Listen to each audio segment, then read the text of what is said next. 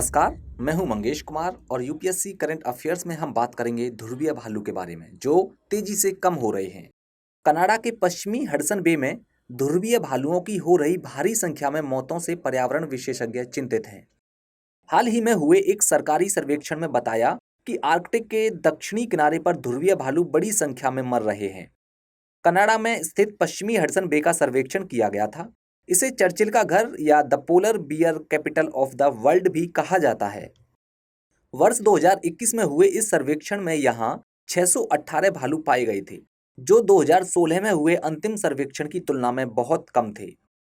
पश्चिमी Hudson Bay में 2016 में हुए सर्वेक्षण में यहाँ 842 भालू थे। कुछ समय पहले ही IUCN ने ध्रुवीय भालुओं के लिए ग्लोबल वार्मिंग को सबसे बड़ा खतरा बताया था। ग्लोबल वार्मिंग के कारण ध्रुवीय भालुओं के प्राकृतिक समुद्री बर्फ आवास के पिघलने से भोजन खोजने और प्रजनन करने की क्षमता में कमी आती है।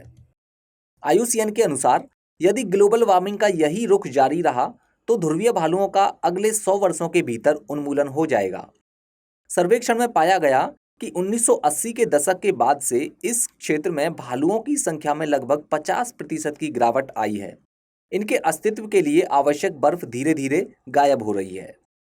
ग्लोबल वार्मिंग के कारण आर्कटिक दुनिया के बाकी हिस्सों की तुलना में 2 गुना तेजी से गर्म हो गया है, जिससे यहाँ वार्षिक बर्फ के जमने में अधिक समय लग रहा है। शोधकर्ताओं ने कहा कि पश्चिमी हडसन की खाड़ी में युवा भालुओं और मादाओं को पर्याप्त भोजन न मिल पाने के कारण घट रही प्रजनन दर और मौत की सघनता चिंताजनक है। ध्रुवीय भालू, जिसका वैज्ञानिक नाम उर्सूस मारिटिमस है, आर्कटिक महासागर और इसके आसपास के समुद्र और भू क्षेत्रों में पाया जाता है।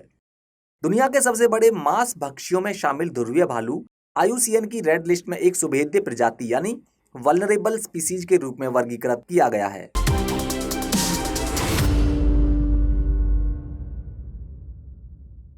हिंदी में यूपीएससी की तैयारी से संबंधित प्रोग्राम्स को देखने के लिए सब्सक्राइब करें स्टडी IQ IAS हिंदी।